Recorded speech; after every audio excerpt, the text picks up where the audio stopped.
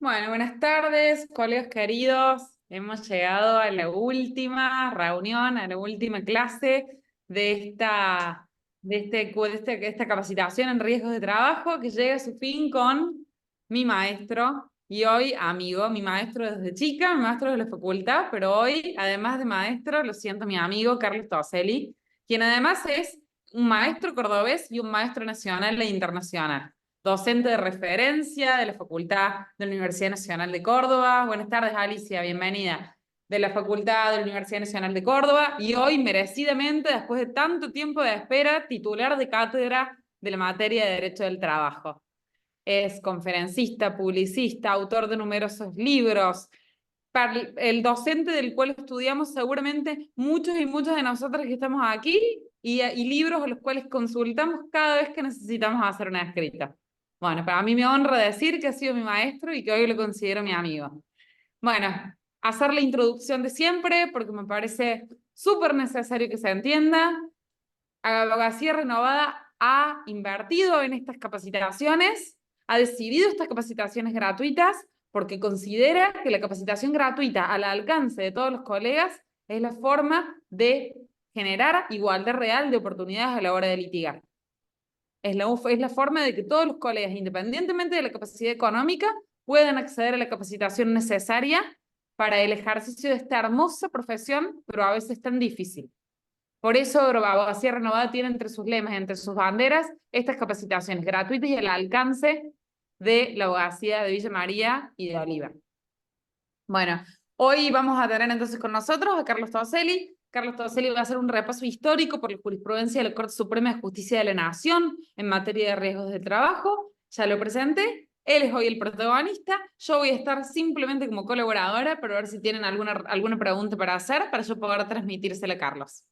Bueno, que disfruten la clase. Aquí estoy a disposición por cualquier cosa. Bueno, gracias Itatim, como siempre muy cordial y muy generosa con tu presentación. Obviamente también te considero mi amiga, de eso desde ya. El tema de alumno o no es un tema discutible, pero bueno, creo que tenés mucha capacidad vos también, así que eso no pasa por ahí. Pero bueno, vamos de acuerdo a lo que se me propuso cuando se me hizo la convocatoria, era un poco mostrar el ABC del sistema de riesgo de trabajo y esta última clase estaba prevista para todo el tema de jurisprudencia de la Corte. Obviamente que mucha de esa jurisprudencia ustedes la deben conocer, pero es un poco la hilación que la Corte ha ido haciendo para llegar a lo que tenemos en la actualidad. Bueno, es destacar que en los últimos 2 años, o tres, si queremos decir así, no ha habido pronunciamientos de la Corte sustanciales, salvo un caso de mala praxis que lo ingresó por el artículo 20 el año pasado. El resto ha sido temas históricos y donde está todavía debatiéndose los dos grandes problemas que tiene la 27348, su constitucionalidad o ONSA y el tema o no del plazo de caducidad o no, todavía sin resolver, con dictamen del procurador de la Corte a favor de la existencia de ese plazo de caducidad, Robledo, el fallo, ¿no? El presente. Pero sin que, según todos los rumores, haya acuerdo entre los integrantes de la Corte como para llegar a una sentencia. E incluso con la particularidad que vamos a ver casi al final de este recorrido histórico de Pogonza, que es una de las primeras veces que hay un fallo de la Corte solamente firmado por 3 miembros. Es decir, los otros 2 miembros se supone que estaban en contra de ese criterio, directamente no firmaron. También técnicamente es posible con 3 miembros, 3 de 5 conforman mayoría, pero es raro que no hayan siquiera expresado su postura. Bueno, ello, insisto, vamos a ir viéndolo a medida que avancemos históricamente en el tiempo, así que yo voy a compartir una pantalla. Hago una aclaración que, si bien yo le dije a Itatí que iba a tratar fallos de la Corte, al último he incluido unos fallos de Mendoza, uno de la Corte Suprema de Mendoza, ¿no? Del Superior Tribunal de Justicia de Córdoba y de la Suprema Corte de Justicia de Buenos Aires, que me parece que son relevantes para estas temáticas que le estoy mencionando. Así que bueno, largamos nomás, vamos a compartir la pantalla. Este vendría a ser.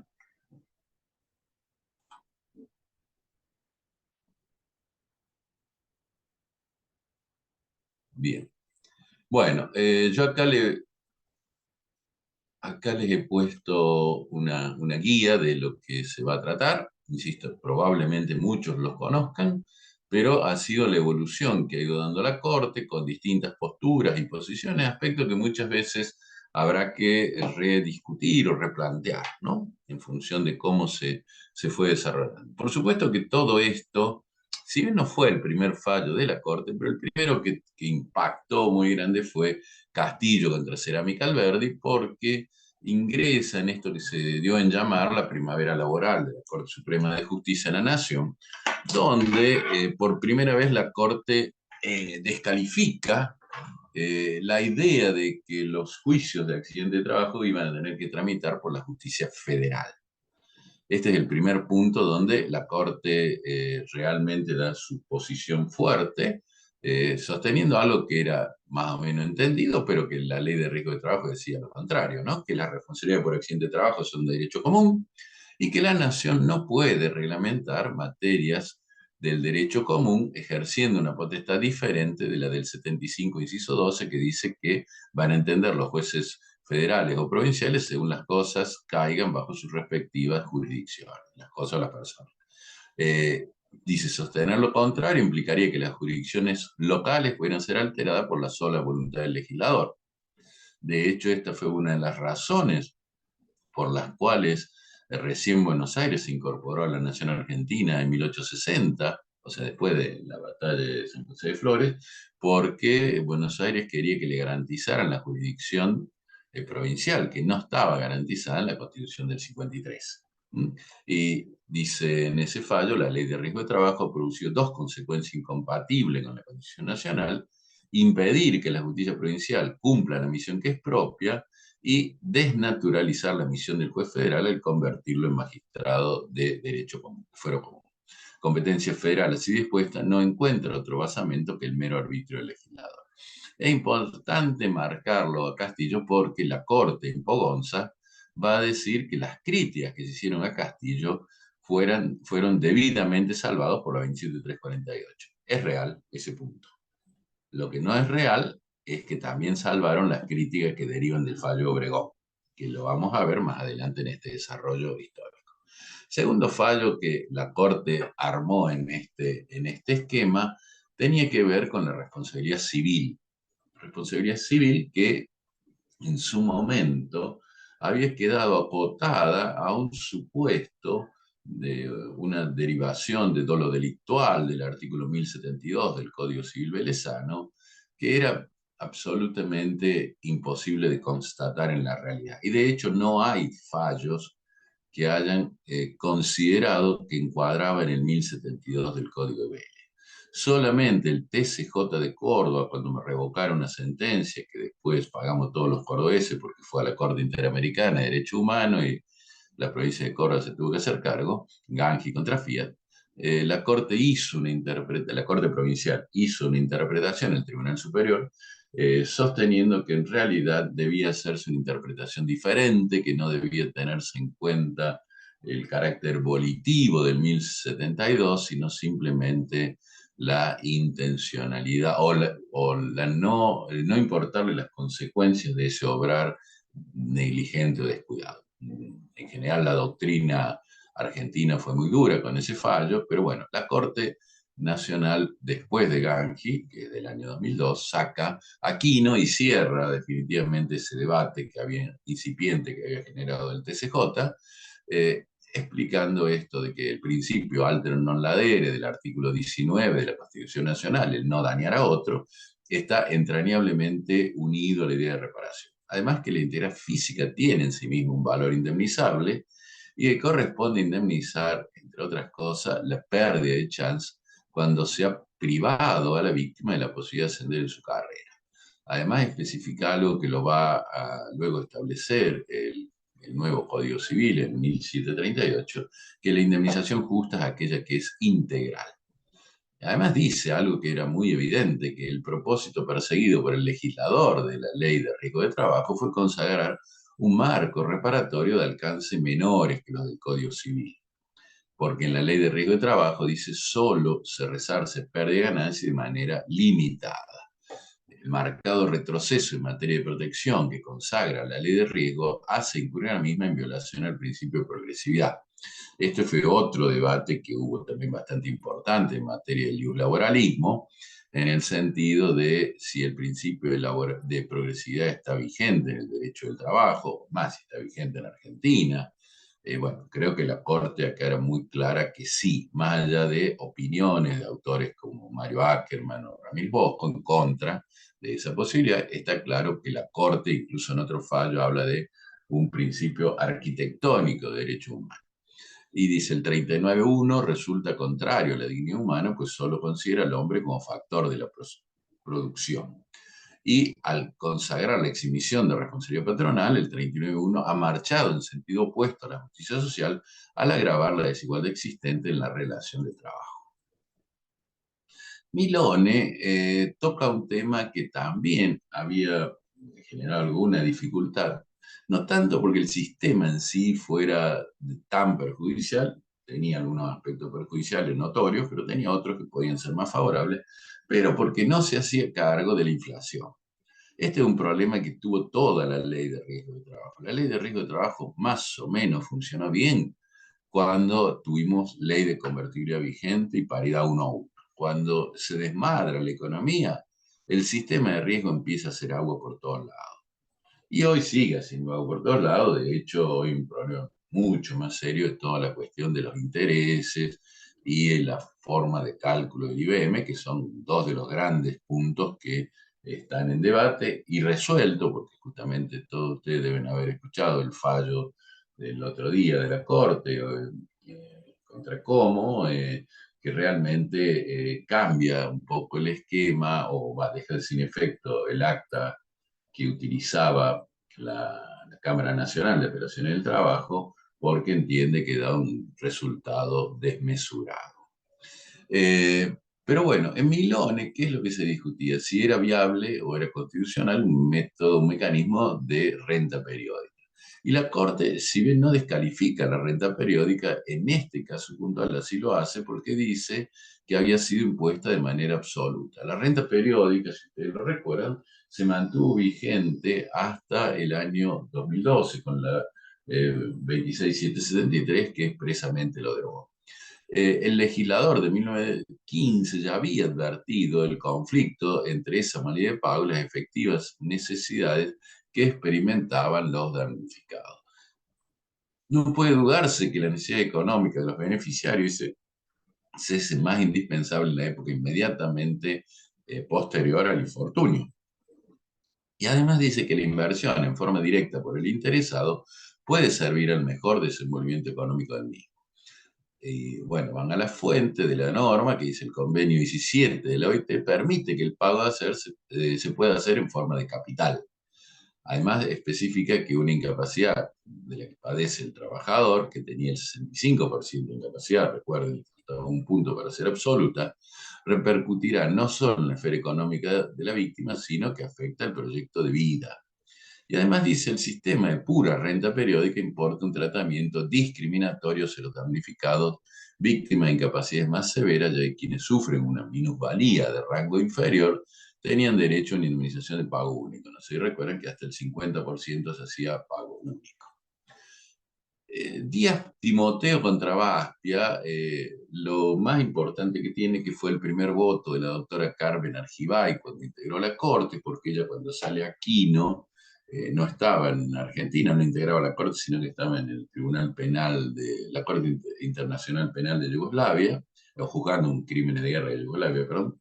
Y entonces cuando ella vuelve tiene que dirimir el conflicto que se planteaba sobre si el artículo 39 en alguna hipótesis podría ser constitucional, porque había Belucio y Maqueda que sostenían que en realidad el 39 requería de un método comparativo, mientras que Zaffaroni, Petracchi y Fait, que habían conformado la mayoría, decían no, directamente el 39 siempre incondicional.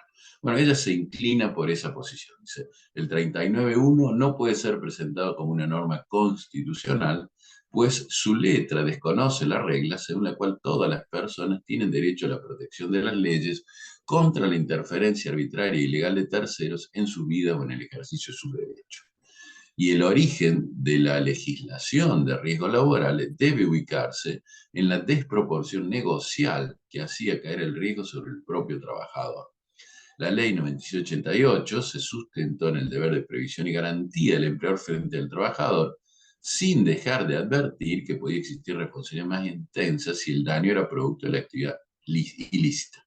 O sea, daba la posibilidad de la acción civil. Por ello se permitió la acción civil cuando hubiera dolo o negligencia del empleador.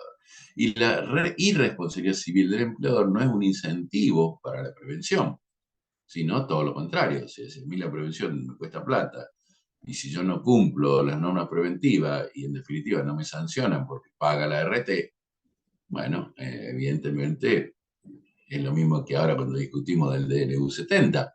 Si yo tengo los trabajadores en negro y no me acarrea ninguna consecuencia, y bueno, voy a tener trabajadores en negro porque yo voy a poder, digamos, estar en el mercado con mejores condiciones que el que los tiene en blanco, que tiene que pagar aporte y contribuciones, bueno, pero lo mismo.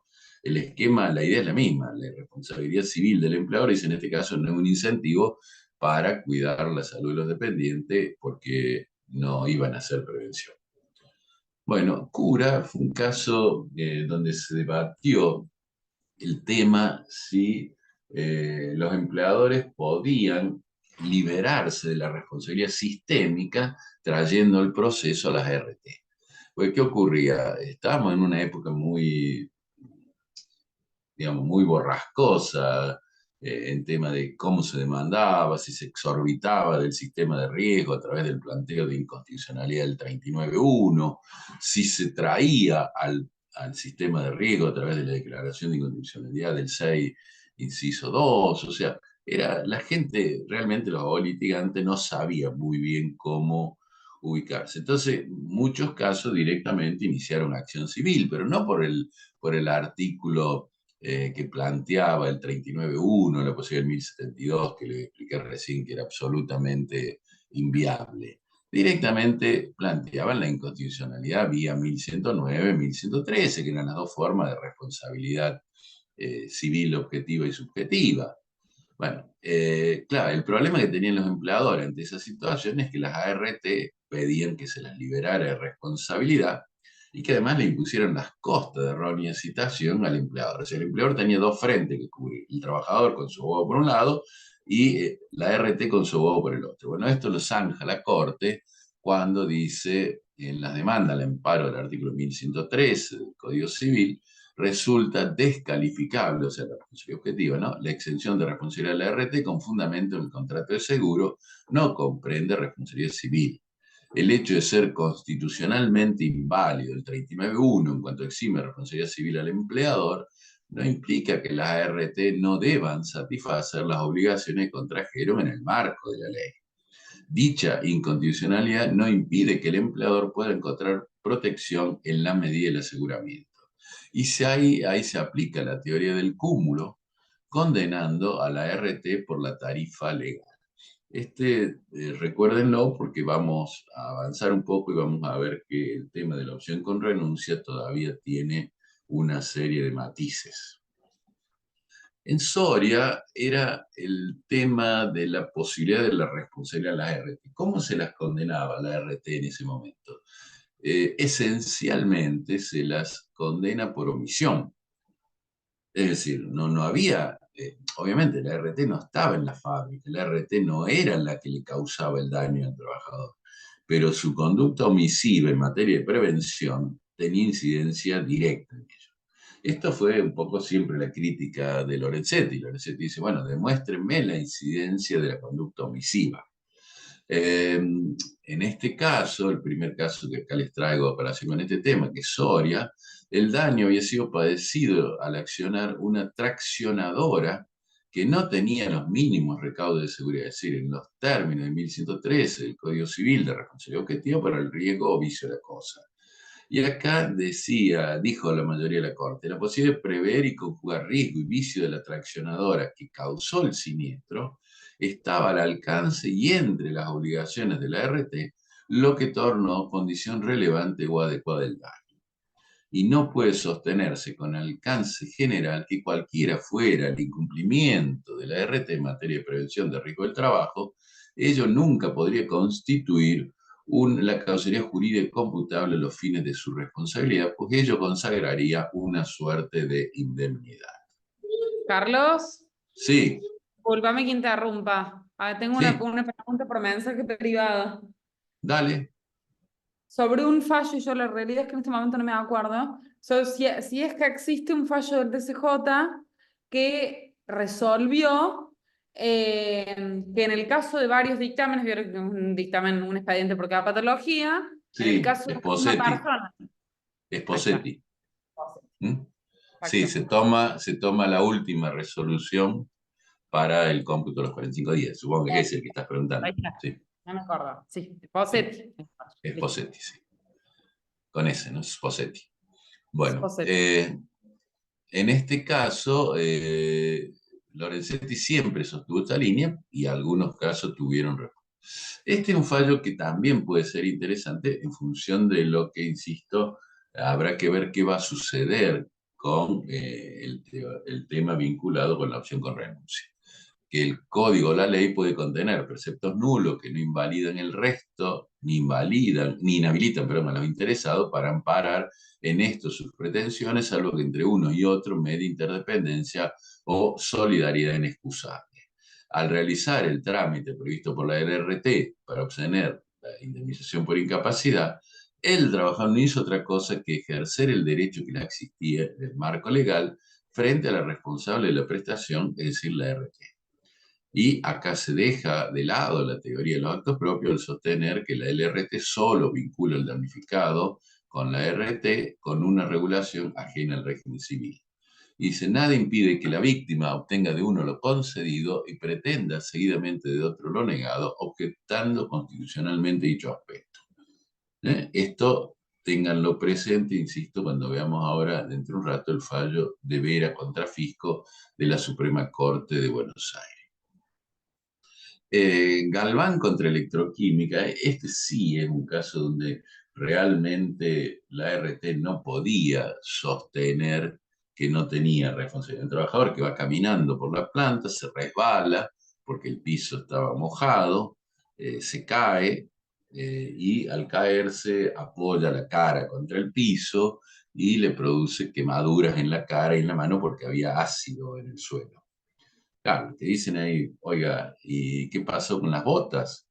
Y no, no tenía, no le habían dado botas para que justamente no se resbalara. ¿Y qué pasó con los guantes para impedir que cuando apoyara los guantes se quemara las manos? No le habían dado guantes. O sea, bueno, está claro que en ese caso había consecuencias importantes en este tema. Acá Lorenzetti agrega un concepto que la mayoría de los fallos también lo puso, que es que el Estado no puede delegar el poder de policía que recae en las provincias. Él entiende que esta obligación de las ART de cumplimentar o de verificar el nivel de cumplimiento de la prevención por parte de las empresas sería inconstitucional, porque el poder de policía es estatal y no podría ser delegado, no podría ser delegado en entes privados como son las ART.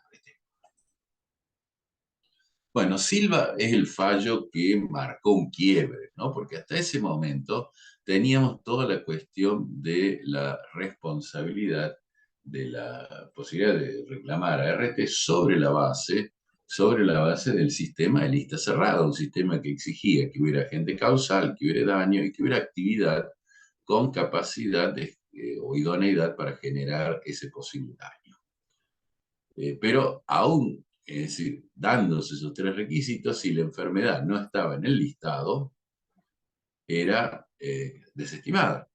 Y este fue el caso que ocurrió con este señor Silva, que trabajaba en Unilever, que era una persona que padecía de asma. Y el tema es que el asma no está regulado entre las enfermedades, posibles enfermedades profesionales. Entonces, ¿cómo se trató el tema por la Corte? O sea, la Cámara que dijo, la Cámara dice, no está en el listado, chau, número cerrado, número clausus, no hay posibilidad alguna de reclamar. Y acá la Corte revoca la sentencia y dice, no, no, mire, ¿cuál es la clave de esto? Si estamos hablando de un reclamo por responsabilidad civil, deben probarse los presupuestos de responsabilidad civil.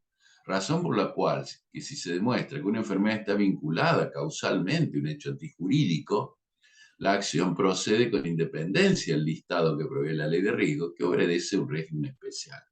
Dice, es arbitraria la sentencia que rechazó el reclamo indemnizatorio sustentado en una afección respiratoria crónica por no tratarse de una enfermedad profesional en los términos de la ley de riesgo, toda vez que la acción se fundó en el derecho civil.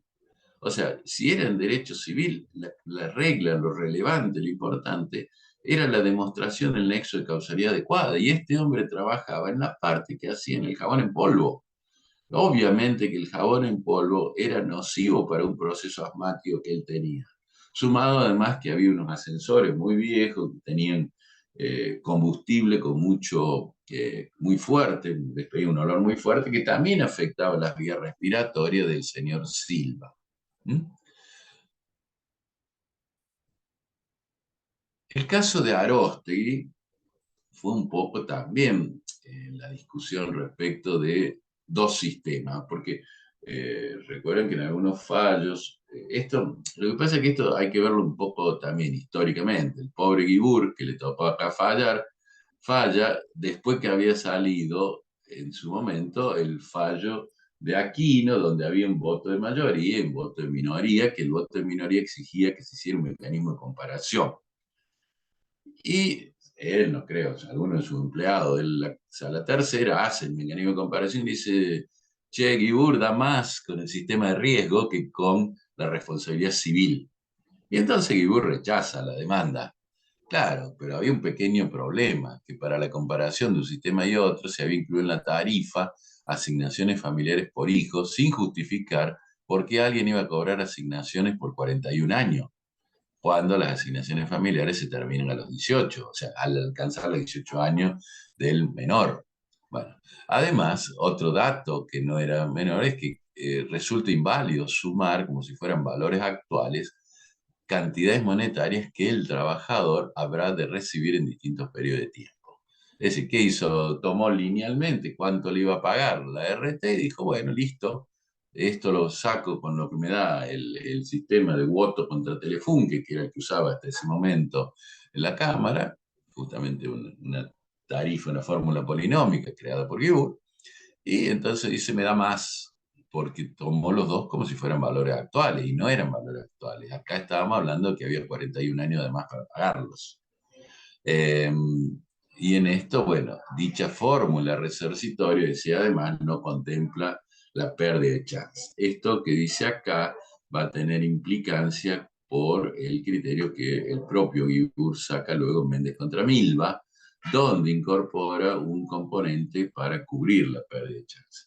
Esto también es interesante porque en realidad hoy en Córdoba casi no se litiga responsabilidad civil, pero en Buenos Aires sí, se sigue litigando y mucho, sobre todo después del fallo, insisto, de Vera, y se toma muy en cuenta este criterio que sostuvo Guibur en Méndez contra Milva. Bueno, Medina fue un fallo que tenía que ver con los derechohabientes, en el cual no se había especificado que los padres del trabajador fallecido tenían derecho a percibir las prestaciones sistémicas. Bueno, esto la Corte lo revoca y dice que esta forma de resolver generaba un negocio financiero con ganancia injustificada a costa de las víctimas y un enriquecimiento sin causa de la RT.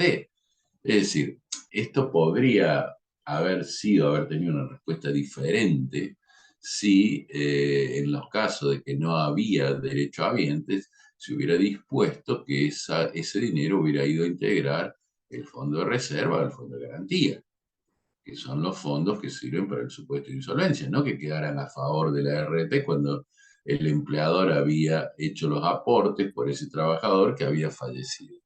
Bueno, fíjese que además el otro punto que quería marcar en esto es que esa disposición dice consagra una retrogradación de derechos consagrados por normas fundamentales, lo cual afecta el principio de progresividad. Suárez Guimbor contra Siembra, simplemente para mencionar que es la continuación de alguna manera de Milone, después de la reforma, porque cuando se produce la reforma en 1278, el año 2000, se agregan las compensaciones adicionales de pago único como una forma que prevé el legislador para evitar la catarata de juicios que estaban viniendo por un sistema de renta periódica inoficiosa. Bueno, sin embargo, acá la Corte también descalifica y toma algunos datos que parecen muy interesantes, ¿no? Primero, que un accidente laboral constituye un trance de gravedad que lleva al trabajador y a su familia a una profunda reformulación de su proyecto de vida, para lo cual la indemnización a percibir resulta un dato de importancia mayor. Y dice, si el medio reparador es inadecuado, se añade una nueva frustración a la ya padecida por el daño sufrido. Y la aplicación de las normas cuestionadas lleva a un claro empobrecimiento de la víctima. ¿Mm? Y no haría variar para la Corte esta conclusión la percepción de la compensación adicional de 50.000 pesos, que era la que se establecía por muerte, ya que subsiste la afectación al derecho del beneficiario a disponer libremente de la totalidad del crédito según sus necesidades. Bueno, Mosca es un caso de responsabilidad civil interesante, porque fue un caso donde hubo ya algún resarcimiento. Lo que hace acá la Corte es establecer la responsabilidad por los siniestros ocurridos en los espectáculos deportivos. Fíjese que este es un caso de un trabajador del diario Clarín, un fotógrafo del diario Clarín, que estaba cubriendo un partido entre Lanús e Independiente, en la cancha de Lanús, y a los jugadores independientes se les corre a hacer un gol sobre la hora, con el cual ganan el partido. El hincha de Lanús no quedó muy conforme con eso y empezó a arrojar piedra por todos lados, incluyendo enfrentamiento con la policía, y una de esas piedras rompe el vidrio de la camioneta donde estaba este fotógrafo y le lesiona de manera importante el ojo. Y dice, ¿qué dice la Corte? La RT le había pagado, pero dice, ante el resarcimiento otorgado a favor de la víctima, el hecho dañoso, mediante el régimen laboral especial, en virtud del cual el empleador, por intermedio de la RT, procedió a resarcir el perjuicio causado dentro de los límites de ese régimen, la acción de daño y perjuicio por responsabilidad civil presenta un carácter complementario, limitado a determinar si existen otros responsables a los que puedan imputarse daños diferentes o una mayor cuantía si es que hubo una indemnización insuficiente. Y el voto de la doctora Hayton de Nolasco dice que corresponde a la extensión de responsabilidad por el riesgo de la cosa prevista en el artículo 1113, segundo párrafo, segundo supuesto del Código Civil, al riesgo de actividad desarrollada, intervenga o no una cosa en el estadio deportivo. O sea, la doctora Hayton de Nolasco agrava la responsabilidad cuando estamos hablando de eventos deportivos por la obligación de seguridad que le pesa a el organizador del evento, en este caso la AFA, etc. El caso Torillo también fue un caso muy reconocido, un trabajador, un contador de una empresa multinacional, Gulf Oil, que haciendo horas extras es sorprendido por algunas personas, no sé, uno o dos, que lo golpean, lo atan y luego prenden fuego al depósito, al lugar donde él estaba, y muere calcinado, muere quemado.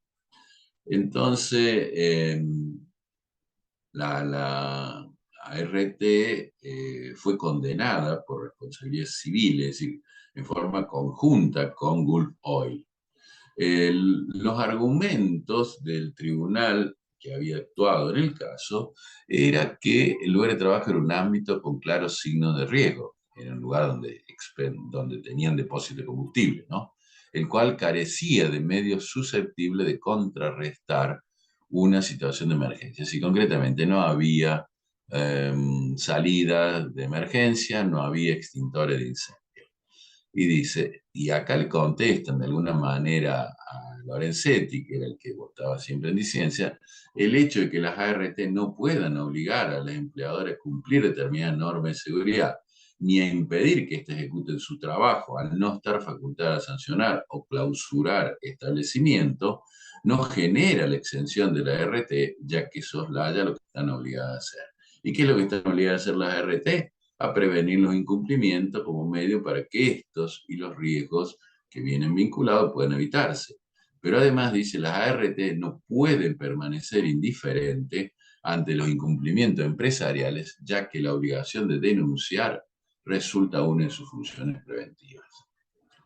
Bueno, y Trejo es un caso donde fue uno más relevante en esa tanda de cantidad enorme de fallos que sacaba la Corte, porque era un trabajador al que se le rechaza la demanda invocando culpa de la víctima, culpa de él, porque él había desactivado un elemento de protección de la máquina, que era un corte automático, y además en lugar de sacar unas piezas del aparato que estaba trabajando, utilizó directamente las manos y justo se activó creo que era un balancín, y ese balancín le cortó directamente parte de la mano, ¿no?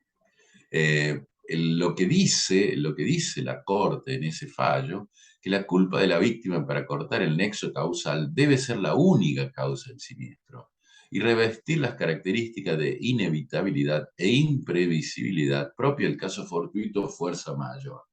Y dice, no se puede ignorar los deberes del empleador sobre la observancia de las medidas adecuadas de prevención señaladas por la pericia técnica, por lo que debe verificarse en qué medida las circunstancias que rodearon el siniestro pudieran ser adoptadas evitadas si se hubiera adoptado la conducta apropiada exigible.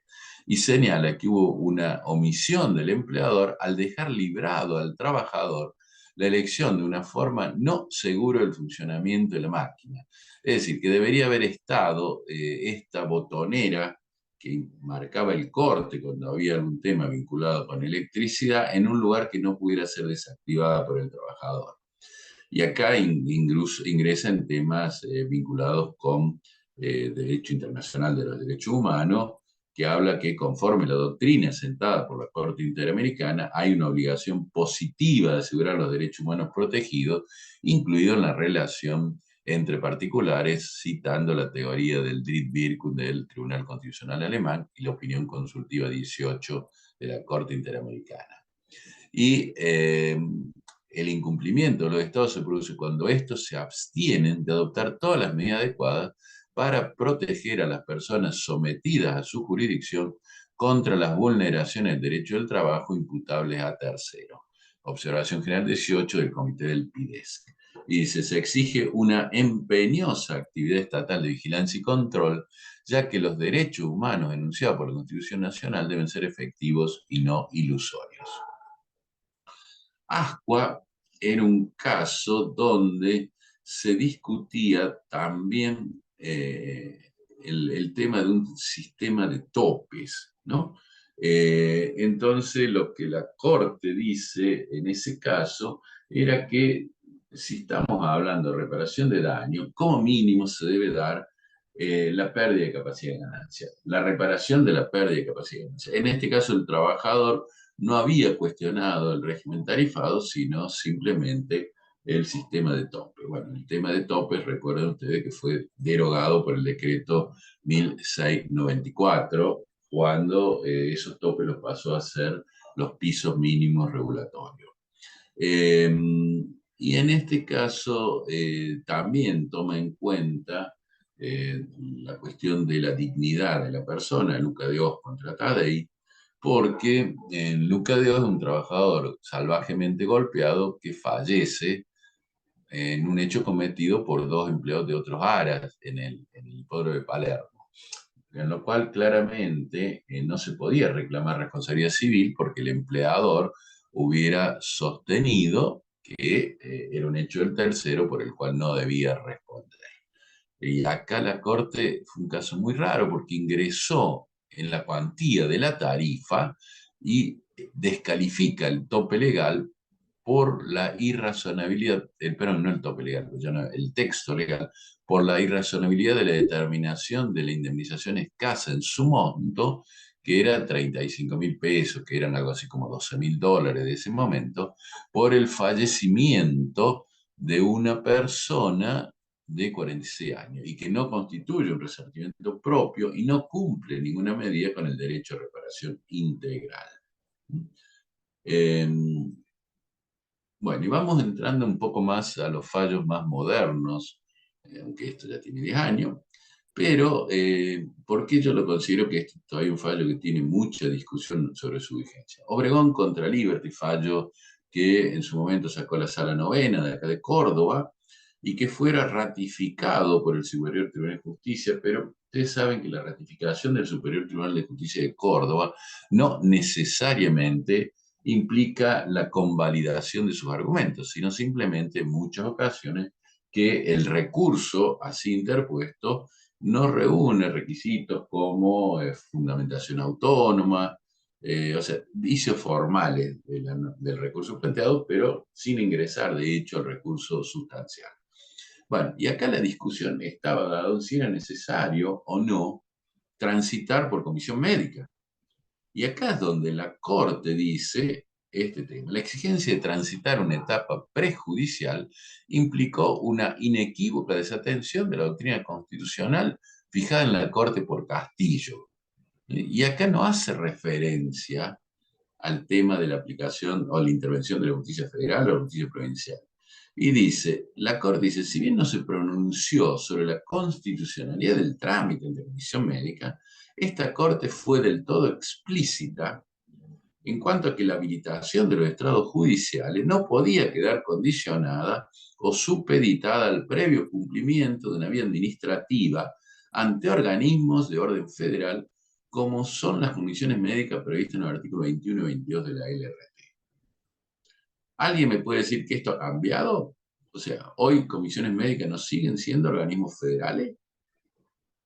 Yo veo que sí, no veo cambio en eso. Y de hecho, si ustedes toman en cuenta un poco el antecedente previo, Obregón, que se llama Cacase, Lorenzetti ya votaba en disidencia, sosteniendo que no se podía exigir que alguien hiciera un trámite administrativo previo en estos supuestos de responsabilidad de las ART. Y el único fallo que sacó hasta ahora Rosati en ese tema, un fallo donde él vota en disidencia, que es Dasilis, del 2007, dice exactamente lo mismo. Dice que en definitiva lo que ocurre en Dasilis es el caso que encuadra en Obregón. Con lo cual, hoy, no estando más la doctora Hayton de Nolasco integrando la Corte, técnicamente estamos en un supuesto de 2 y 2. Nada obliga, y esto lo sabemos, que el precedente no obliga a la Corte. ¿Qué quiero decir con esto? Que tranquilamente puede ocurrir que Lorenzetti ahora diga es constitucional, aunque antes haya dicho lo contrario, o que Rosati diga, o que al revés, Maqueda, que dijo en Pogonza que era constitucional, ahora diga que es inconstitucional. El precedente no obliga en Argentina, no tenemos el common law, y con lo cual, si bien es cierto que debería haber algún tipo de justificación moral con los cambios de criterio, la realidad es que puede haber cambio de criterio. Y eso es lo que sustenta Luis Raffagelli en el fallo García, posterior a Pogonza, insistiendo en la necesidad de que haya un nuevo pronunciamiento de la Corte. Porque además, ahora insisto, están 2 a 2.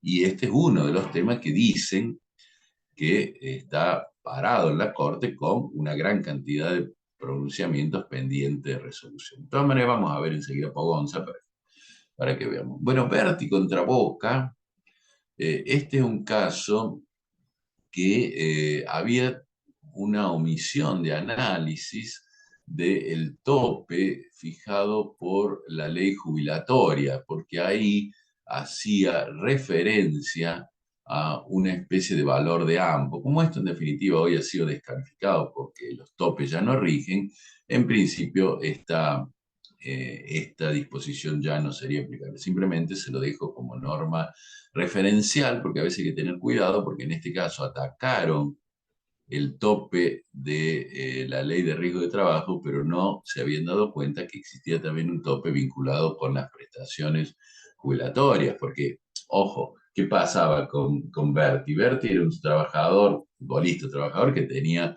un contrato aparte de $50.000 de prima mensual. Ese contrato de $50.000 era el que había sido considerado por la Cámara para fijar la cuantía del resarcimiento y la Corte lo había descalificó ese tema, pues dijo, no, no, mire, no me acuerdo en aquel momento, creo que eran 4.800 pesos lo que pagaba el trabajador o sobre el cual al trabajador se le hacían los descuentos jubilatorios. Entonces dice, no, no se puede, sí, 60 veces el valor del AMPO, no se puede obligar, en este caso, a la RT a afrontar una indemnización sobre valores que no ha percibido. ¿Mm? Bueno, el tema de los baremos aplicables, esto ya estamos también en épocas mucho más modernas, es toda una discusión de cuál es la obligatoriedad o no de su aplicación. Este es un caso, un trabajador que sufre un accidente in itinere que le origina limitación funcional derivada de la fractura sufrido en el dedo anular de la mano izquierda por la cicatriz en mandíbula y por la incapacidad psíquica de estrés postraumático. Todo lo cual, de acuerdo al análisis que hace, le da el 22,23% que el juez, que era Grisolía, admite. La RT dice que Grisolía se había apartado de los baremos obligatorios. Y el caso cae en la sala 7, donde interviene la doctora Ferreiros y el doctor Rodríguez Bruneco.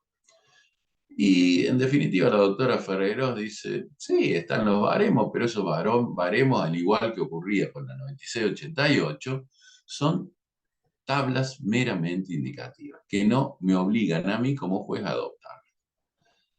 Entonces acá la Corte no, dice, revoca la decisión expresando que el texto de la Ley de Accidente de Trabajo no dejaba lugar a duda acerca de la necesidad de aplicar dicha tabla para determinar el grado de incapacidad laboral permanente, conforme al artículo 8, inciso 3, y esa obligatoriedad fue expresamente ratificada por la 26763 en su artículo 9. Yo recuerdo haber dicho cuando daba charlas sobre la 26763 que quien pretendía saltear en la valla de los baremos tenía que plantear la inconstitucionalidad del 9. Evidentemente acá no lo hicieron y por eso la Corte dice que con el declarado propósito de garantizar que los damnificados siempre recibirán un tratamiento igualitario, es decir, que sus incapacidades serán apreciadas tanto en sede administrativa como judicial, aplicando criterios de evaluación uniforme previamente establecido y no con arreglo a pautas discrecionales, es que se estableció el sistema de baremos, lo cual obviamente tiende a evitar las disputas litigiosas y por ende a conferir al sistema de prestaciones reparadoras la automaticidad pretendida. Dicen tales condiciones, la decisión del ACUO, en cuanto omitió aplicar el baremo para determinación del porcentaje de incapacidad, sobre texto de considerar una tabla meramente indicativa, aparece desprovista de fundamento normativo. Esto después la Corte lo ratifica en otro fallo que se llama SEBE, con S, y B corta, pero en esa línea. Bueno, ustedes me dicen que esta mañana me informaban de que Diego Guirado dio el tema de accidente in itinere, así que este fallo lo tiene que haber mencionado en detalle en la discusión sobre si el 20% del artículo 3 de la ley 26763 para cubrir otros daños aplicaba para los accidentes in itinere. En su momento yo sostuve que sí, declaré la inconstitucionalidad de ese artículo tercero. Por otro lado, como en Córdoba, en mi misma sala, Daniel Brahim sostenía que el trabajador cuando estaba yendo a trabajar estaba a disposición del empleador, con lo cual él decía que englobaba en el artículo de la norma, por ende no necesitaba ninguna declaración de inconstitucionalidad. Igual criterio tenía Roberto Pompa de la Sala Novena de la Cámara Nacional de Operación del Trabajo. Bueno, acá en Córdoba el Superior Tribunal lo revoca en una causa Ibarra y la Corte dicta Páez Alfonso y después toda una serie de pronunciamientos en sentido similar, Quispe, en un otro, donde dice, la primera fuente de interpretación es el texto de la ley, o sea, dirime cómo se interpreta una norma. Y dice, bueno, vamos a lo que dice la ley. ¿Qué dice la ley? Que solamente va a cubrir el accidente cuando el trabajador está en el lugar de trabajo o a disposición del empleador.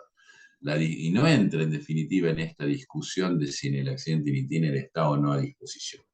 Básicamente, tomamos un poco el criterio que la Corte ya había sentado en Expósito. Recuerden que en Expósito contra Provincia, la Corte dijo que el accidente in itinere de Expósito no era un verdadero accidente de trabajo, o sea, muy sentido peyorativo de la idea que algunos fallos después se lo retrucan bastante duramente, incluso con un plenario que ustedes deben haber visto, Guardia de la década de los 50, ¿no?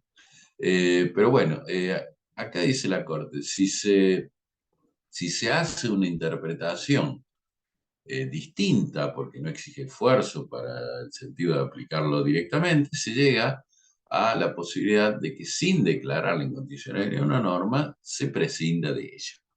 Y dice, la interpretación de la Cámara es arbitraria porque la norma no es confusa. Bueno, después tenemos un fallo que nos trae a colación lo que pasó hace unos días en Oliva, ¿no? Que es el caso de la tasa de interés. Este es un fallo que se llama Bonet contra Experta, porque Oliva tiene la particularidad que no es un fallo de ley de riesgo, sino un reclamo de reparación por despido, un despido y rubro vinculado. Fíjense el caso, ¿no? La particularidad del caso. Un fallecimiento producido por un derrumbe en una obra en construcción de refacción y demolición de piezas estructurales de la edificación. La Cámara Nacional de Apelación del Trabajo, elevó el monto de la condena civil y fijó la tasa de interés de la fecha del siniestro conforme la tasa nominal anual para préstamos personales libre destino que otorga el Banco de la Nación Argentina con plazo de 49 a 60 meses en los términos de un acta que en ese momento regía en la Cámara Nacional, que era de mayo del 2014. ¿Qué dice la Corte? La aplicación automática de tasa de interés arroja un resultado desproporcionado. En ese caso estamos hablando de 2018, de febrero del 2019, perdón, daba 16 millones por una muerte, 17 millones, digamos, 16 millones 900, que prescinde de la realidad económica existente a la fecha, al momento del pronunciamiento. Obviamente, si han leído Oliva, van a ver que es exactamente lo mismo que dice en Oliva, no más que en este caso también toma de que no se pueden aplicar fórmulas mecánicas. Dice, la realidad debe prevalecer sobre las abstractas fórmulas matemáticas. Acá hay una buena crítica que hace Rosati para decir, mire, en realidad el problema de este juicio no es en sí la tasa de interés, es la mora, la demora. Es un juicio que demoró 16 años por una muerte que no había ninguna discusión de que era un accidente laboral. Estaban discutiendo quién pagaba, porque estaba la RT del constructor, estaba estaba el ACA, la RT del ACA. O sea, todo un problema que en definitiva debería haberse instrumentado un sistema para que esta viuda hubiera cobrado enseguida y de última que dirimieran entre ellos quién tenía que hacerse cargo y quiénes tenían que devolver. Pero no, nadie pagó y salió una sentencia 18 años después de la muerte, una muerte del año, insisto, 2001. Es el argumento que toma en cuenta Rosati para su voto disidente. Y un argumento que estamos viendo hoy. Los fallos que están sacando en este momento la Corte de responsabilidad civil son fallos que tienen 11, 12, 13 años de antigüedad, es decir, son fallos anteriores a la opción con renuncia. Por eso la Corte todavía no se ha pronunciado por la opción con renuncia, si es constitucional o no.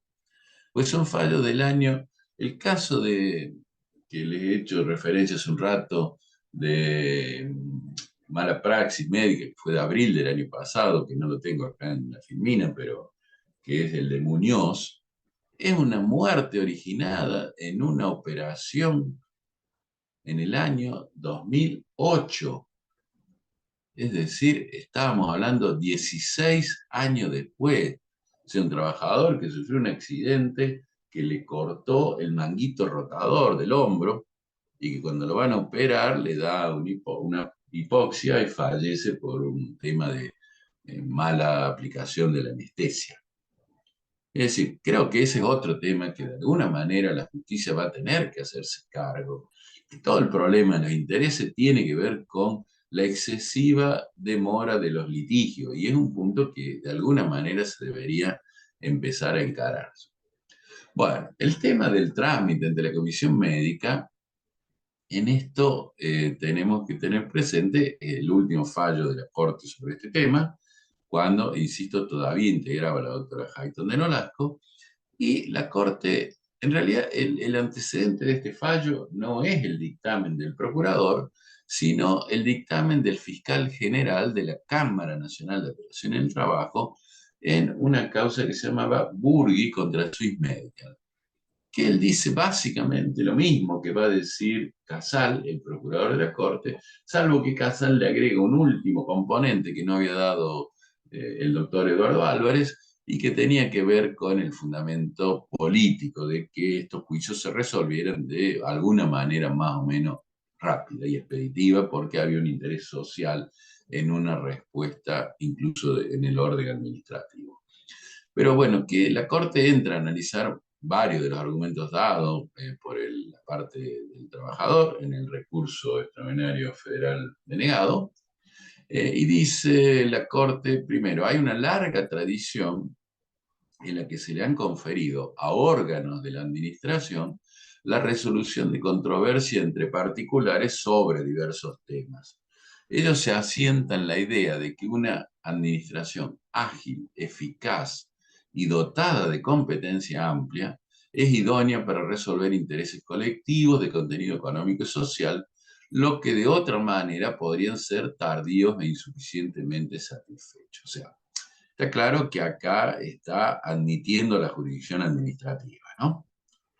Y dice, las comisiones médicas cumplen con todos los recaudos legales y además la resolución 298 del 17 exige que el secretario técnico letrado emita dictamen cuando estuviera controvertida la naturaleza laboral del accidente. Sí, eso también es cierto que se pide que emita dictamen. Ahora, todo esto no quita que, por ejemplo, haya incapacidades muy inferiores a las que luego la justicia determina, o que todo lo que tenga que ver con enfermedades no listadas sea claramente desestimado. Ahora, este tercer fundamento que da acá, ataca uno de los argumentos que usaba el recurso de la parte actora, que era la Carlos, ausencia de... Sí, sí, tengo decime. dos preguntitas, perdón que te Dale. interrumpa. Ronaldo Dale, Robles, dale. hola, Ronaldo, qué bueno Hola, tenerte acá. Ronaldo. ¿Cómo El sonido, andamos? el sonido ambiente es mi bebito, así que... Ronaldo pregunta, en mi jurisdicción entendí la procedencia de esa indemnización y la Cámara de Apelación con mi decisión realizó un plenario y dijeron que no se Sí, aplica para el accidente in itinere. sí, sí, sí, lo conozco. Incluso sé que salió 4-2 y estuve en una jornada donde lo llevaron al vocal que votó por el 2, que él daba un argumento que tenía bastante razonabilidad. Estamos hablando de Páez Alfonso, ¿no? Estamos hablando del accidente in itinere. En el tema de que cómo se podía sostener que no estaba a disposición el trabajador si el hecho de desviar el trayecto lo hacía perder la cobertura. O sea, ojo que el accidente in itinere es mantener un trayecto, entonces es decir, ¿hasta dónde estaba la libertad del trabajador para desviar el trayecto? Que si lo desviaba perdía la cobertura. Entonces, ¿cómo es que no está a disposición del... Es el argumento que dio, no recuerdo el apellido del vocal de la Cámara de Apelaciones, pero tenía su buena lógica. ¿Qué más, Tati? La Perdón, creo segunda que con pregunta eso, Ronaldo, está aclarado esto que hacías dice tu que referencia. sí. Sí, Claudio dime. Sosa pregunta, ¿existen casos en que se haya indemnizado prontamente y luego se persigue la repetición de lo pagado? Muy pocos. Ahora menos. O sea, esto, digamos, el tema fue así. Antes, con la 27348, antes con la 24557, en sentido puro, y sus decretos, lo dictaminado por comisión médica obligaba a pagar. Ahora no, ahora, salvo dos hipótesis que tiene que ver en definitiva con reagravamiento y con patología no listada, donde sigue el criterio de efecto devolutivo, en todos los demás casos la RT plantea la suspensión y en Córdoba es distinto, pero en el orden nacional plantea la suspensión y eso impide la ejecución. En Córdoba, como todos ustedes saben, si la única que apela es la RT, la apelación de la RT tiene solamente efecto devolutivo. O sea, si el trabajador está de acuerdo con el grado de incapacidad, va directamente, inicia la causa ejecutiva, ni siquiera tiene que iniciar, eso también fue otra discusión, si era ejecutivo o no, la audiencia de acuerdo que se hacía, digamos, en el seno de la Superintendencia de Riesgo de Trabajo, donde la RT no acordaba, pero el trabajador no apelaba, y consecuentemente hay, como es muy fácil de determinar, porque en esa audiencia de acuerdo ya va con montos que determinaron los técnicos del SRT, si el trabajador no está en desacuerdo ni con el grado ni con el porcentaje de incapacidad, ni con la cuantía determinada, puede iniciar juicio ejecutivo conforme la reforma operada al artículo 68 de la ley 7987.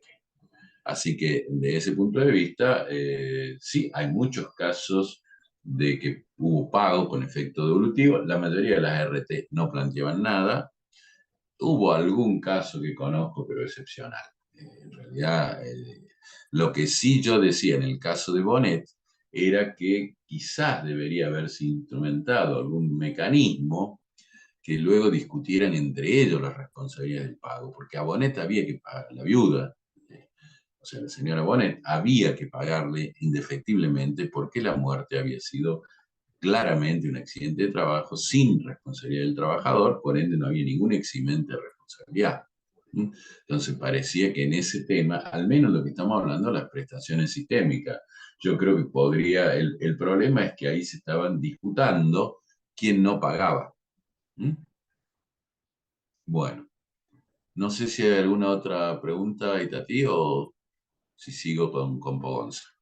No hay ninguna otra pregunta, Carlitos, por Bien, ahora. sigo con Pogonza.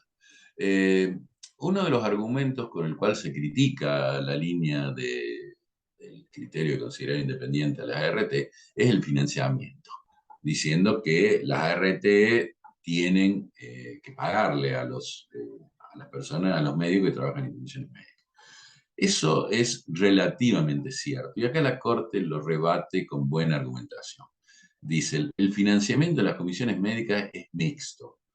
Quienes financian son la ANSES, las ART y también los empleadores autoasegurados. Pero dice, siendo el aporte de las ART y empleadores autoasegurados compulsivo e independiente del resultado de los litigios que se sustancian entre las partes. O sea, yo no hago el aporte para que me salga favorable el juicio Robles contra experta o Robles contra prevención. No, yo como ART estoy obligado a hacer un aporte, independientemente de si hay juicios que me involucren o no. Entonces, ese argumento de la falta de independencia por la participación de las ART en su financiamiento cae un poco bueno, y el otro argumento que da acá la Corte es que el plazo perentorio de 60 días hábil administrativo y su eventual prórroga, dice, garantiza al damnificado el derecho a ser oído dentro de un plazo razonable, pues su vencimiento deja expedita la vía judicial.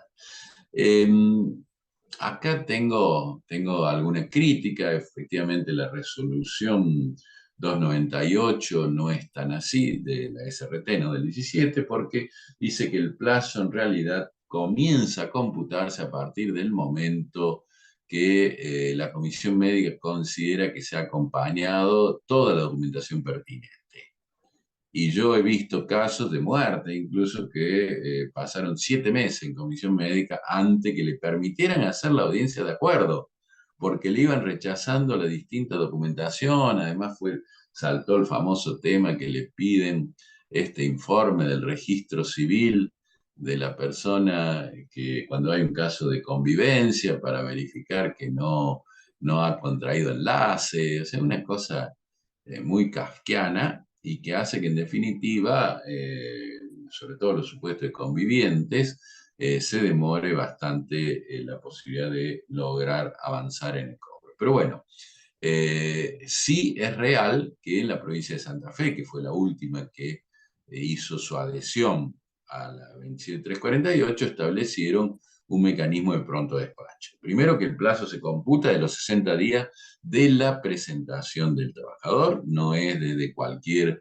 argumento que puede utilizar la RT, y vencido los 60 días hábiles administrativos, lo único que tiene que hacer el trabajador para tener expedita la vía judicial es un pronto despacho por 10 días hábiles administrativos más.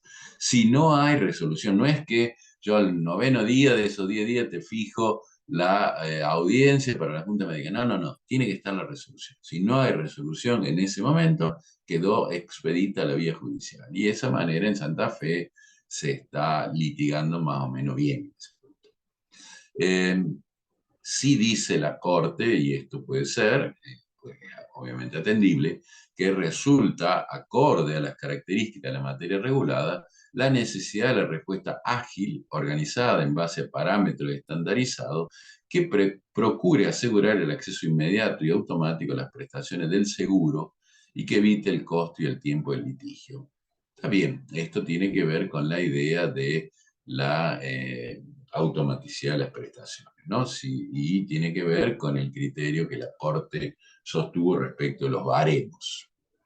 Dice además la Corte que el régimen instaurado en la 27348 cumple con las exigencias fijadas en la jurisprudencia de la Corte en cuanto al alcance de la revisión judicial, ya que se puede recurrir por vía administrativa o judicial.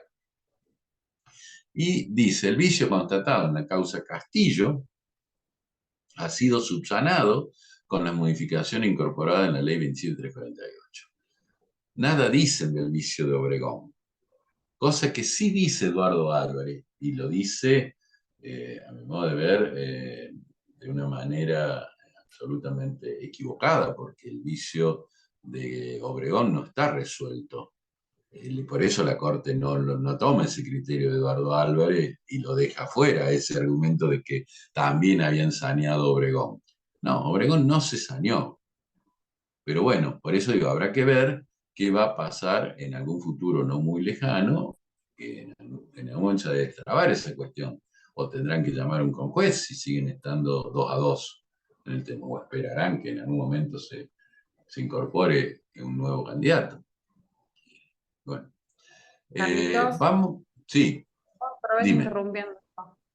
Tengo No, una pero está pregunta bien, está personal. perfecto, decime. Sí. En lo personal me preocupa mucho también por la situación en la que se encuentran las obras sociales hoy en día, ¿no? Ujú. ¿Cuál es su opinión? ¿Cuál es su opinión respecto de si el trámite debe ser laboral o civil cuando las obras sociales deben repetir por las prestaciones otorgadas a sus afiliados ante el rechazo de los siniestros que luego se confirma por sentencia, ¿no? Que naturalmente que era responsabilidad del RT, ¿no? Bueno, ojo con el tema, porque hay una comisión creada en la 27348, que fue lo que destrabó el tema con los sindicatos. Cuando los sindicatos se oponían a 27348, se agregó un articulito que dijo que había una especie de cámara compensadora o comisión compensadora, donde las obras sociales podían repetir o negociar en definitiva con la ART la devolución de lo que hubieran pagado de más en aquellos casos que se consideró que eran enfermedades profesionales o accidentes laborales. No tengo idea si esto sigue funcionando y si funciona bien. De lo contrario, me parece que es civil el tema, claramente, porque ¿cuál sería el argumento que fuera laboral? La conexidad por el siniestro, que ya fue tramitado en sede laboral, pero me parece que no, que es civil. Que en ese caso la posibilidad de repetición sería civil. Pero de todas maneras me parece que tienen que tener cuidado porque puede haber un planteo de falta de acción si no se ha seguido el trámite que está previsto en la 27348. Bueno, respecto del tema de la opción con renuncia, todos sabemos que la gran reforma en contra tuvo varios aspectos a favor, la 2673, pero el gran punto en contra fue claramente la reincorporación de la opción con renuncia que venía de la 9688 hasta la 24028, ¿cierto? En definitiva, que decía que la persona, el trabajador, podía cobrar de una u otra parte y renunciar al resto. O sea, si cobraba del sistema de la RT, no podía iniciar la acción civil contra el empleador o contra la misma RT. Esa era la otra discusión. Pues dijimos que contra la RT, luego de Torrillo, hay plenamente posibilidad de iniciar acción civil, pero ello implicaría plantear la inconstitucionalidad de la opción con renuncia. Yo he sostenido en un libro que he escrito con Marioncini en este tema que a mi modo de ver era claramente inconstitucionalidad, que había toda una serie de normas, incluso Daniel Machado era otra persona que sostenía con criterio muy parecido al mío, la inconstitucionalidad. Bueno, esto hasta ahora el único caso que yo tengo conocido, a lo mejor hay más, pero no lo tengo relevado, es de la Suprema Corte de Justicia de Buenos Aires del año 2021, porque en la mayoría de las provincias se dejó de lado la posibilidad de la acción civil. Eso no quita que haya algún supuesto donde haya muchos herederos y que el 20% del artículo 3 de la 26.763 sea insuficiente, o alguna otra hipótesis de que se le hubiera desestimado el planteo que tenga que ir por vía de responsabilidad civil, sumado al hecho que todos dijimos que era una enormidad que lo obligaran al trabajador o derechohabiente que pensaba iniciar la acción civil a tener que ir a comisión médica. Es decir, tenía que ir a comisión médica para decir, no quiero venir a comisión médica, quiero iniciar la acción civil, lo cual sí, claramente era una denegatoria de la posibilidad del acceso a la jurisdicción. Bueno, esto, ¿qué dice la Suprema Corte bonaerense?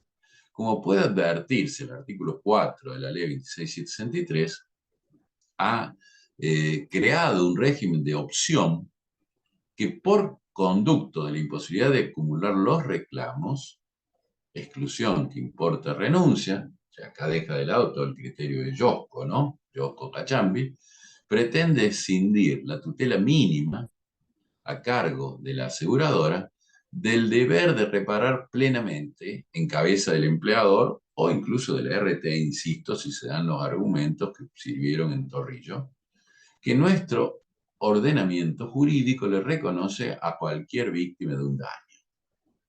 Dice, desde esa óptica, el artículo 4 de la ley 26763 conculca el principio de indemnidad, pues al impedirle al operario accidentado o enfermo, o en su caso su derechohabiente, por causa vinculada al trabajo y que percibió las prestaciones de la ley especial, el acceso a la reparación integral del daño, deja subsistente, como sucedía, aunque en otras circunstancias, con el esquema del artículo 39 de la ley 24.517, daños laborales sin reparación.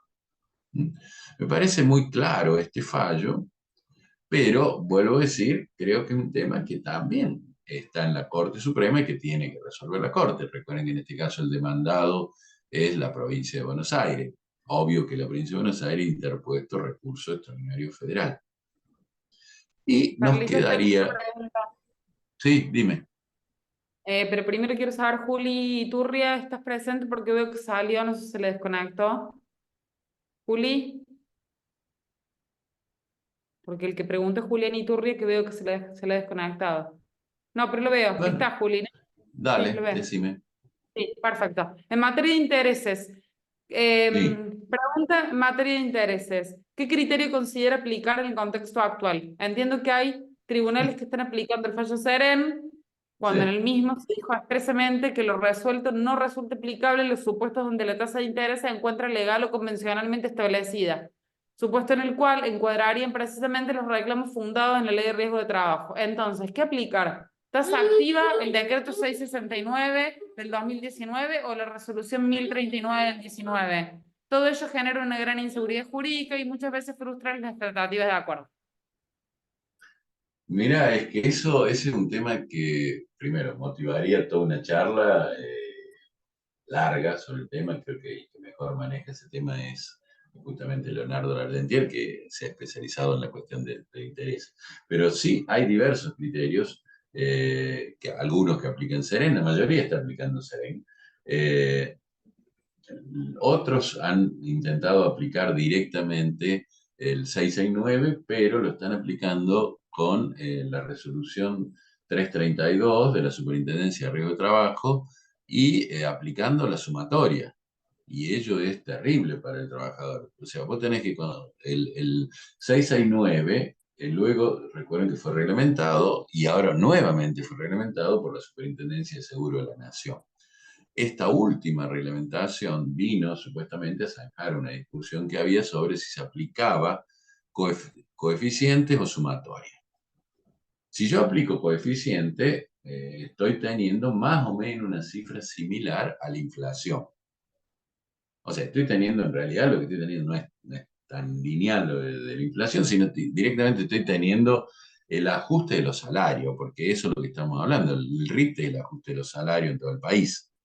En este momento, obviamente, se han quedado nuevamente por la situación actual que todos estamos vivenciando, pero hubo un momento en el año 2022 y 2023 que el RIPTE superaba la tasa de interés.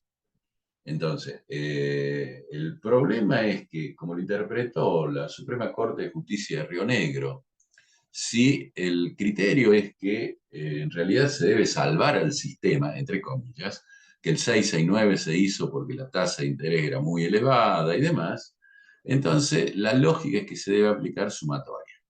¿Qué es lo que dice, insisto? La mayoría de la gente entiende que dice el 332, la última resolución que sacó. Entonces en Córdoba vas a encontrar muy variadas posiciones. Vas a encontrar tribunales que directamente no aplican el 669 por considerarlo que es violatorio de, bueno, lo que estamos discutiendo con el decreto 70, digamos, que el Ejecutivo se atribuyó facultades que no podía hacer estando el Parlamento en funciones, y por ende, al no ser aplicable el 669, tampoco lo son sus dos resoluciones de la Superintendencia de Seguro de la Nación. Más allá que, insisto, el 669 fue declarado válido por la Cámara Nacional, la Cámara Contencioso Administrativa, la Cámara Nacional de Contencioso Administrativo. Con lo cual, está bien, cada tribunal puede declarar su inconstitucionalidad o inaplicabilidad, ¿no? La mayoría de los tribunales que no aplican ese criterio, por ejemplo, porque cuando la discusión está dada en el IBM, pero también la discusión surge respecto de las compensaciones adicionales de pago único.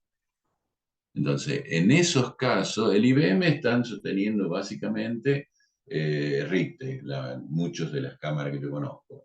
Y después hacen algún mecanismo medio extraño para llevarlo al valor actual.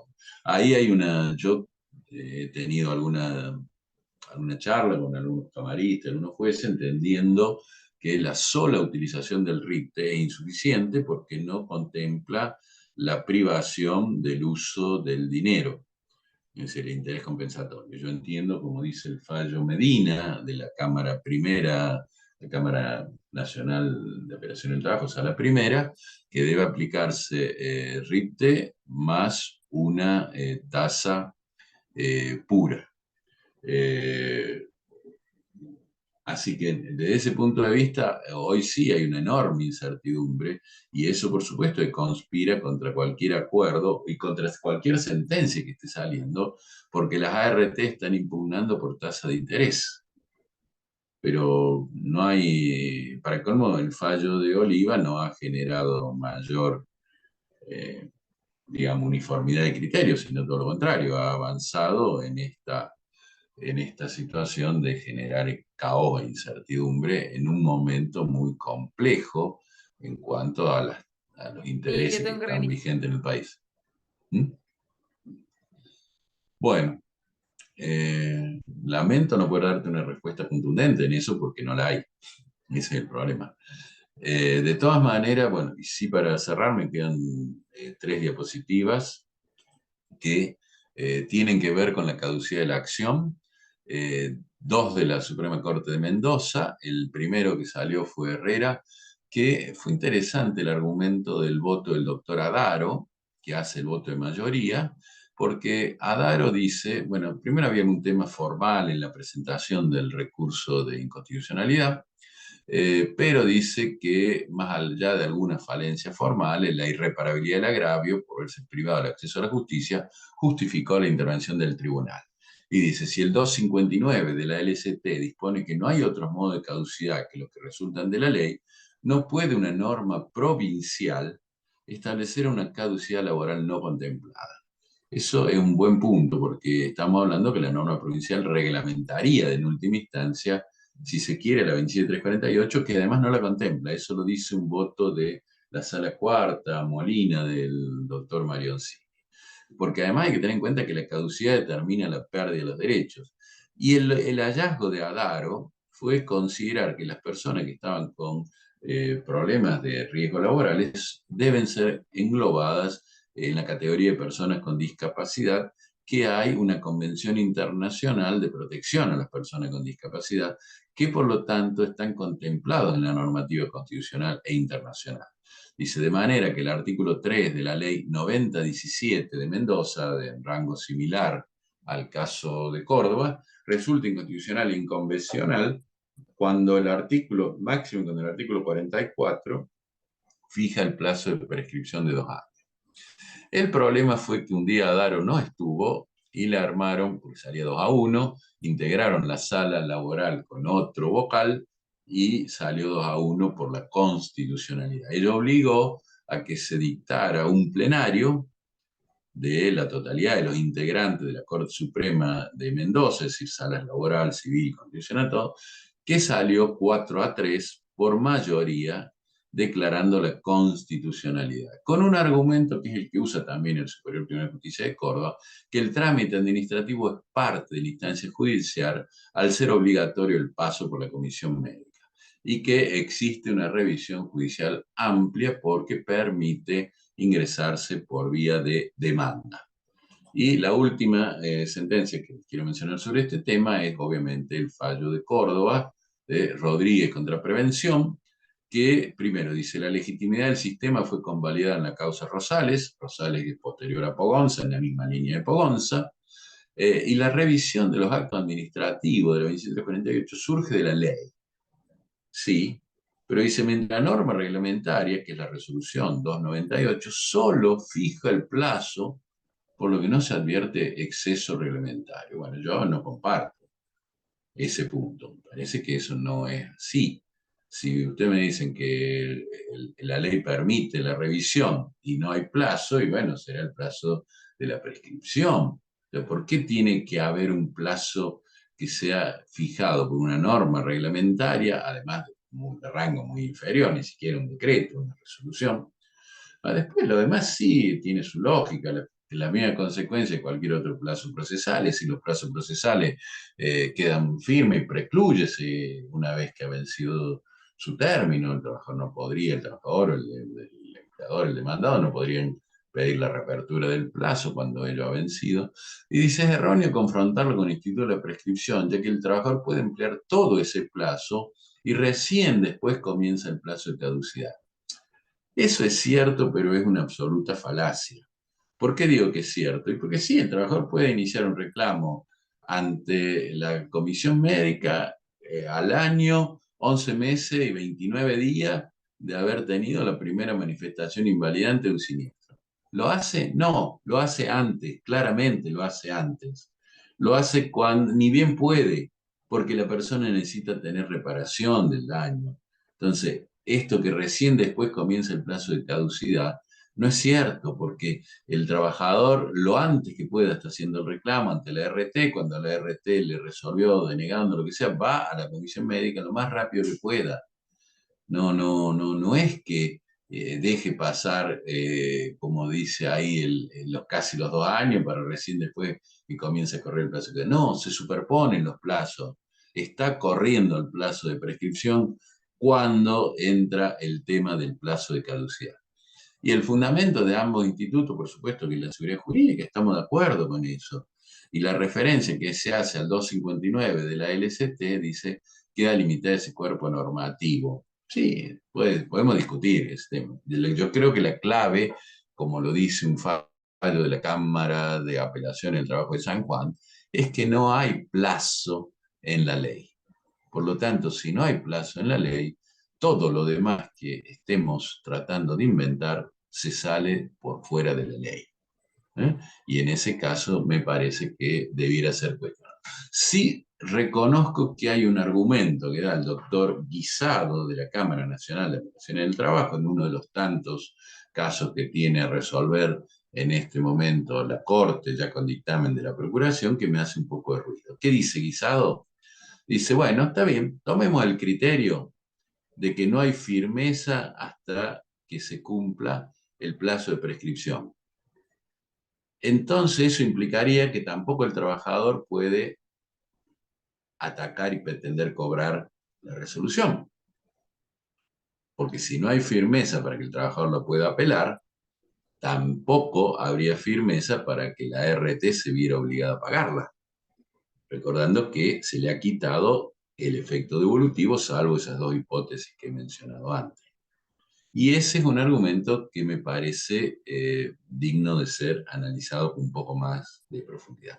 Lo demás de que dice Abramovich y Casal en sus dictámenes, creo que sí hay de Casal también, la mayoría son de Abramovich, pero básicamente esto está dentro del proceso judicial, y como está dentro del proceso judicial, hasta es un plazo extenso, porque los plazos judiciales son más cortos. Fíjense, la apelación de la 18.345 son 6 días, las apelaciones de las pretensiones de incapacidad absoluta conforme al sistema previsional son 5 días, entonces que acá le den 15, que es el plazo que se le da en Buenos Aires, porque acá estos son casos que van de la Cámara de la Justicia Nacional del Trabajo, habiendo transitado por la Cámara Nacional de Operación del Trabajo, dice hasta es mucho, o hasta, digamos, es generoso, no dice mucho, sería generoso. Entonces, sí me preocupa el criterio de Guisado, porque me parece que toca un aspecto que, no, que ha quedado impactado por la reforma al eliminarle el carácter devolutivo de la apelación de las RT.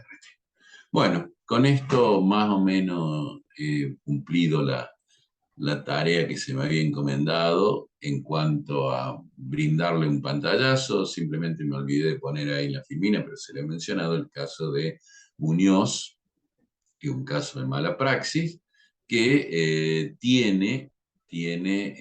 recuerden que se ingresa, la Corte considera que es de competencia laboral porque entiende que la mala praxis hace responsable a la RT en los términos del artículo 20 de las prestaciones en especie. Es decir, si la RT está obligada a mantener indemne al trabajador accidentado conforme el 20, la mala praxis derivada de un sanatorio en el cual ellos lo hicieron ir, porque está claro que la RT es la que dispone en qué lugar le hacen las intervenciones quirúrgicas, en el caso de este señor Novisky, evidentemente debe hacerse cargo, independientemente luego de las vías civiles de repetición que pueda haber de la RT contra la clínica, de la clínica contra el anestesista o los demás médicos que hayan actuado.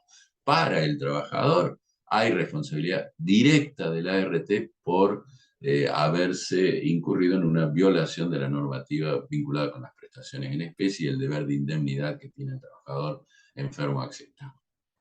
Bueno, quedo a Tenemos disposición de una alguna última otra pregunta pregunta. acá, Sí, Carlitos, y las yo que te quiera. respondo con Dame dos. un segundito para María contestar. Azul Ríos pregunta, a ver si quedó una más. Sí, No, no quedó una más. sí, La dime. última pregunta. Quería consultar sobre el plazo de los 45 días hábiles administrativos que se da para interponer la demanda judicial.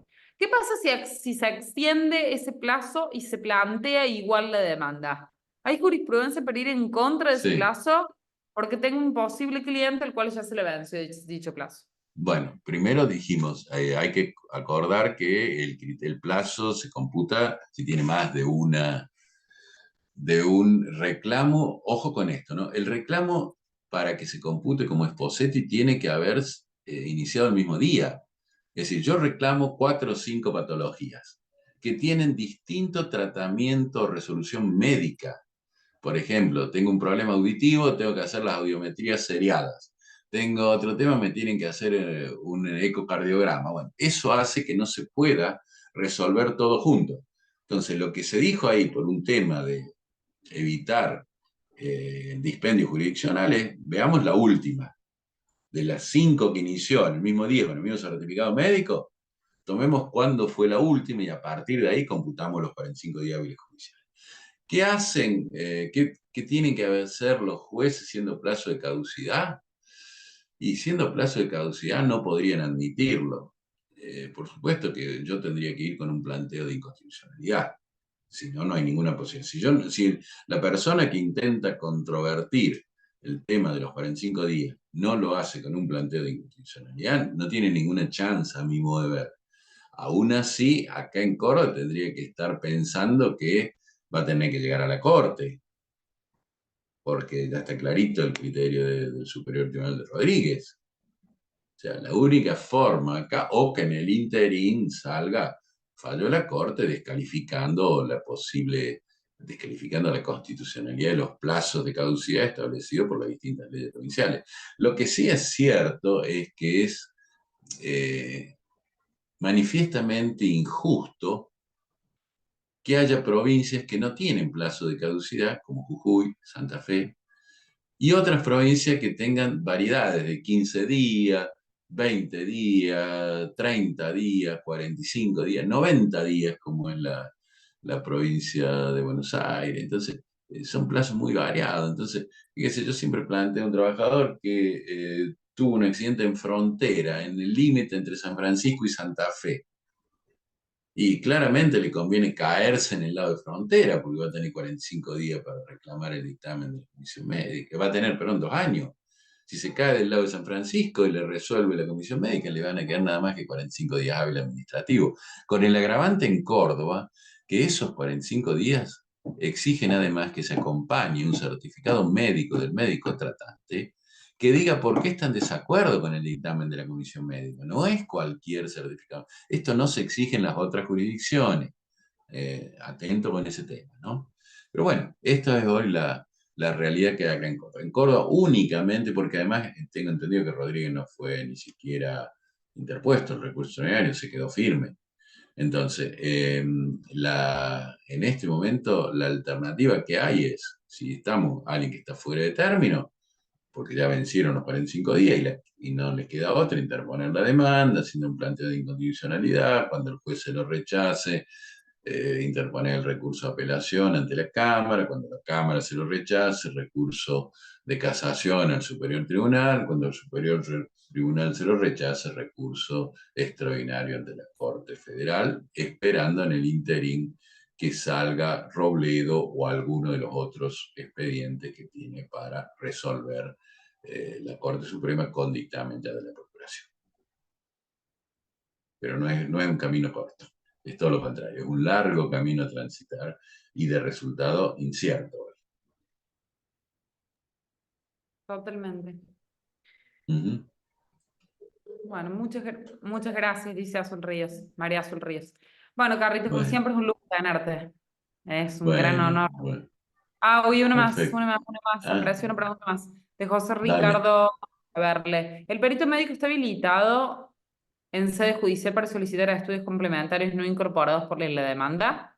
Yo los admití, yo Sí. los admito si tuvieron fecha posterior a la demanda, pero la Cámara de Apelaciones dio razón al RT que planteó la nulidad de la pericia. Estamos apelando un dictamen de la comisión médica y estaríamos apelando por nuevos estudios. Ese sería un poco el argumento, por lo que dice ahí. El argumento es que si el estudio de fecha posterior podría ser admitido. Ujú. Yo creo, eso es lo que dice ahí, yo creo que primero, no podría haber nuevos estudios de fecha anterior, pues esos nuevos estudios deberían haber sido acompañados en la comisión médica. Está claro. Si solamente estamos hablando de los No, Carlos, acá estudios, aclara que se pidió nulidad de la pericia judicial en sede judicial. se pidió. Ajá. La nulidad de la pericia judicial en sede judicial. Está bien, pero el argumento de que se pidió Claro, fue porque se utilizaron estudios que no habían sido empleados en comisión médica. Porque es el mismo tema cuando hablamos de comisión médica. Yo puedo incorporar nuevas patologías, concretamente el estrés postraumático. Un tipo sufrió un accidente de trabajo, le amputaron un brazo, comisión médica le fija el grado de incapacidad, pero no consideran esa comisión médica porque todavía a lo mejor no estaban los estudios psicológicos y demás, el estrés postraumático de esa persona. Y bueno, yo puedo pedirlo en la demanda, decir, bueno, me he fijado, supongamos, un 10% de incapacidad por la amputación del brazo. Yo estoy en desacuerdo, creo que me corresponde un 50%, ¿cierto?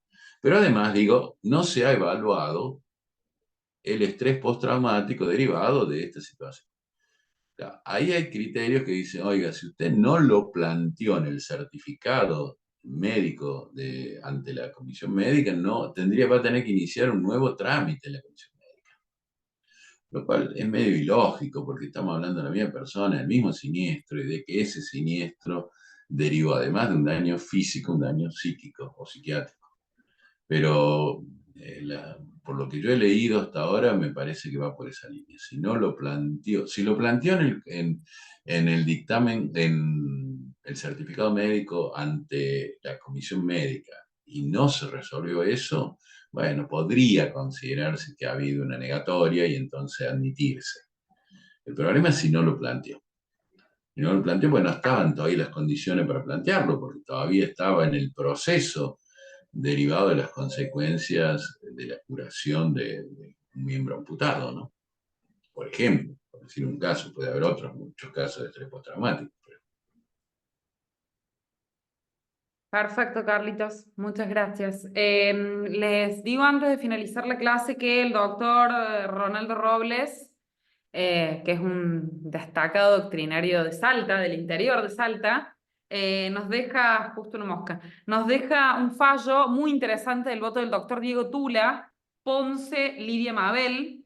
Es el fallo en donde aplica perspectiva de género y hace lugar al pedido de Ah, inconstitucionalidad y rechaza la caducidad de RT. Ese fallo va a quedar publicado en nuestro bio, en las redes de Abogacía Renovada, así que para que lo puedan buscar, está muy interesante, sobre todo el fallo de Diego Tula. ¿Sí? Otra cosa, muy bien. avisos parroquiales. Ya está convocado el doctor Leonardo Lergentier, de quien habla muy bien Carlos, y adhiero a sus palabras para hablar del mundo de intereses, que es un tema que no solamente hace que la inflación genere preocupación permanente respecto de los créditos de las personas que trabajan, sino que además de nuestros créditos alimentarios y nuestros honorarios, les cuento que esta agrupación ha terminado de elaborar, porque prácticamente ha terminado de elaborar un proyecto de orden público de honorarios para que dejen de perforarnos los honorarios profesionales o los abogados y las abogadas, de la misma manera en que nosotros no nos metemos ni opinamos acerca de las remuneraciones de los jueces y de las juezas, así que en ese sentido creemos muy importante como va a ser renovado eso también, así que en eso también estamos trabajando. Contarles que Leonardo Lergentieri estamos definiendo fecha para una próxima charla sobre intereses. Y último aviso, vamos a sortear 2 libros, 2 tomos, sobre el último libro de los tantos de Carlos Toselli, junto con Leonardo Lergentieri, justamente, vinculado a temas complejos en materia de riesgos de trabajo. Así que esténse atentos que en las redes nuestras de Abogacía Renovada vamos a sortear 2 tomos de ese libro fantástico, que es el último realizo con Matías Diplotti también, ¿no? Sí, correcto. Matías también participó en todo lo que Matías tiene que ver Diplotti. con intercurrencia, pluriempleo, bueno, justamente las sumatorias de incapacidades, bueno, temas también que se trabajan poco, pero que bien trabajados pueden generar importantes juicios a favor de los trabajadores. Excelente compendio de las situaciones complejas en el litigio para la abogacía litigante, ¿no? Bueno, ¿qué Ujú. me queda decirte, Carlos? Que te quiero mucho, que te agradezco muchísimo haber estado con nosotros, habernos dado este lujo y qué decirle a todos los que nos acompañaron hoy. Gracias, colegas, por una nueva tarde hermosa de capacitación. Nos vemos pronto con nuevas novedades. Un beso grande a todos. Bueno, muy bien, que anden muy bien. Gracias por haber que se quedado hasta ahora y seguimos en contacto. Que anden muy bien. Chau, chau, Carlitos. Nos vemos. Chao.